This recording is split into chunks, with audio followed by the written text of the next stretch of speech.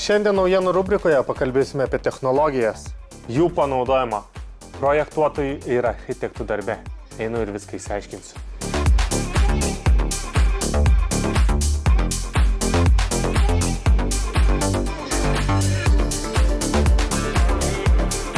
Rokai, tai kokias technologijas naudoja projektuotojai dabar? Projektuotojai naudoja įvairias technologijas, tiek ypatingai susijęs tai su architektais ir projektinių pasiūlymų pristatymais. Tai to vietoje gali būti labai platus spektras. Gali architektas pristatyti savo projektinius pasiūlymus tiesiog nuo ranka darytų eskizų. Ant popieriaus. Ant popieriaus. Tai irgi labai kartais būna gražu, konceptualu ir šaunu, o kartais to vietoje būna panaudojimo ženkliai gudresnės Technologijos, ar ne? Jo, kurios labiau leidžia įsilieti į virtualios realybės, papildytos realybės modelius. Tai Rokai, projektuotojai irgi nuo technologijų nepabėga, kaip ir visas pasaulis, tai parodykit man kažkaip, kur čia ką aš galiu pamatyti. Einam, parodysiu. Einam.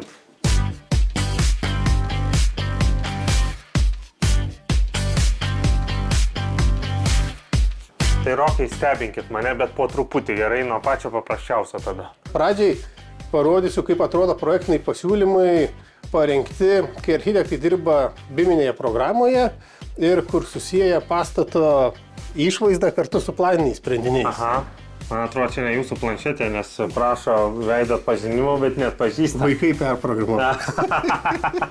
Ir iš išorės matom, ir į vidų įeinam. Ir iš išorės, tarkime, būna, matosi, yra, pavyzdžiui, tuo tarpu visi pastato, visos sudėtinės dalis, iš ko tas pastatas susideda.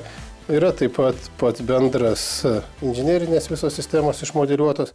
Gerai, Rokai, čia viskas aišku. Turim BIM sistemą. Kas dar? Kas jau, kai sakant, nenori taip giliai, iš ko susideda pastatas, irgi yra labai įdomus toks dalykas, kur irgi būna, tarkime, pavyzdžiui, to vietoj galima duoti, kad žmogus apžiūrėtų savo namą, ne? Jo, ir iš visų pusių apsižiūrėti.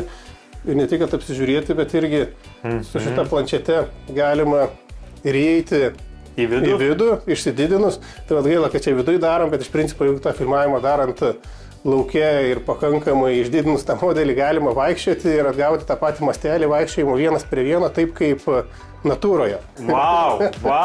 Vau. Geras, Rokai, tai sakėt, kad realiai... Matau, labai nustebęs. Jeigu būčiau lauke ar ne, tada mes turim tą tikrą mastelį savo namo sklype ir mes einam į vidų ir ten vaikštom po patalpas, ar ne? Taip. Tai Rokai su planšetė vaikšto, matom viską, o galim kažkaip matyti dar kitaip?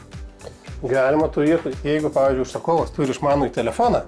O turbūt retu atveju bet būna žmonės vis modernėja. Modernėja žmonės, modernėja ir projektuotojai.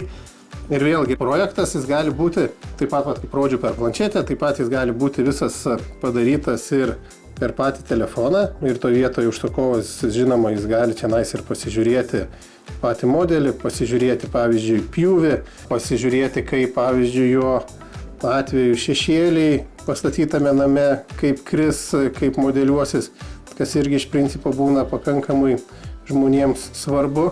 Yra tokie įrenginiai, tai vadinami Google Cardboardai. Aišku, jeigu kažkas turi rimtesnius, tai galima, bet vietoje pas mus žmonės, jeigu projektus užsako, mes jiem duodame, kad visiems būtų lengviau bendrauti ir toje vietoje galima pasižiūrėti irgi pro tą, kaip atrodo, čia yra mygtukas, o ant mygtuką paspaudžius atsiranda taškiukas. Ant kurio mygtukas? O čia mygtukas, toksai .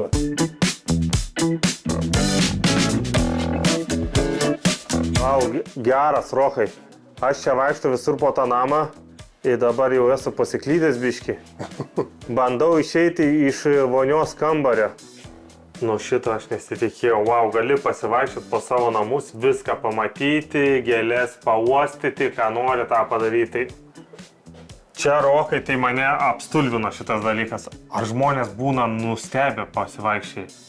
Ne, dabar kažkaip žmonės ir tikisi, kad atėję pas architektus, jie maždaug tokią medžiagą ir gaus, tokie apimtini ir tai padeda žmonėms sudaryti nuomonę, apsispręsti, Nes projektavimo metu ir architektas turi pasiūlyti idėją, bet taip pat labai svarbu žmonėms ir priimti vidinį sprendimą, ar jie vienokie arba kitokie. Tos technologijos leidžia kartais netgi kaip šeimos viduje kyla nesutarimų, ar vienokie arba kitokie sprendimai yra geri. Būtent šitą technologiją leidžia pasitarti šeimos viduje ir priimti sprendimą, kuris atrodo tinkamesnis.